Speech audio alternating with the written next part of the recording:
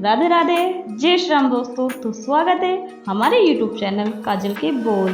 तो कैसे हो आप सभी? आई होप अच्छे होंगे। आज हम आपको सुना रहे हैं सोमवती अमावस्या की कथा, जो यानी आज मनाई जा रही है। ये दिन पितरों की पूजा और तर्पण के लिए विशेष है। ज्योतिष शास्त्र में इस दिन को लेकर कई सारे नियम बताए गए हैं, जिनको करने से जीवन में खुशहाली आती है। इन्हीं नियमों में से एक सोमवती अमावस्या व्रत कथा भी है। तो आइए शुरू करते हैं। सोमवती अमावस्या व्रत कथा।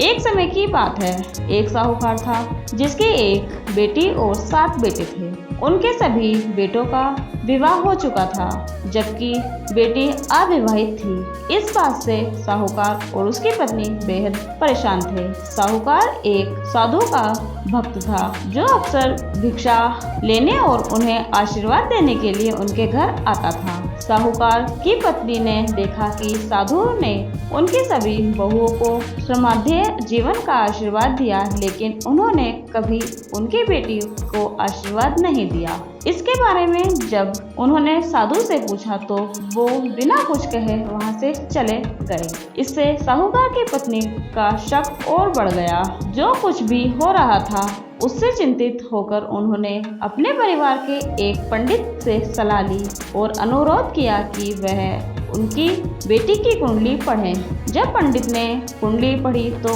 उसने बताया कि अगर उसकी बेटी का विवाह हुआ तो उसे अपना शेष जीवन विधवा के रूप में बिताना पड़ेगा। हालांकि पंडित ने सही कहा कि अगर उसकी बेटी द्वीप पर रहने वाली एक विशेष धोबन से सिंदूर ले और उसके बाद सोमवती अमावस्या का व्रत रखे तो इससे उसका भाग्य बदल सकता है। साहूकार की बेटी अपने एक भाई के साथ समुद्र तट की ओर चल पड़ी और समुद्र पार करने के तरीकों की तलाश करने लगी। उस दौरान उसने देखा कि वहाँ एक गिद्ध का एक घोंसला था, जहाँ पर कुछ गिद्ध रह रहे थे और एक सांप पेड़ पर चढ़ गया और मादा गिद्ध द्वारा दिए गए सभी अंडों को खा गया, जबकि अन्य गिद्ध भोजन की तलाश में थे। सांप के इस नियमित व्यवहार से गिद्ध का परिवार तबाह हो गया।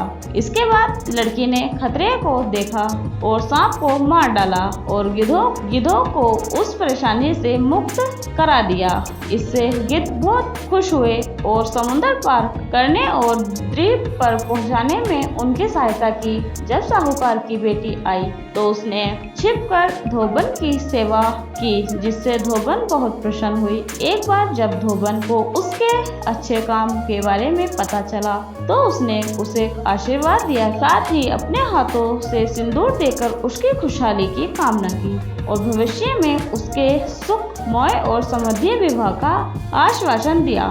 इसके बाद साहूकार की बेटी ने सोमवती अमावस्या का व्रत किया और विवाह करके सुखी जीवन व्यतीत किया। तो दोस्तों, आपको कैसी लगी हमारी ये वीडियो? प्लीज हमारे चैनल को सब्सक्राइब करें और वीडियो को लाइक करें और कमेंट करके बताएं कि आपको कैसी लगी। धन्यवाद।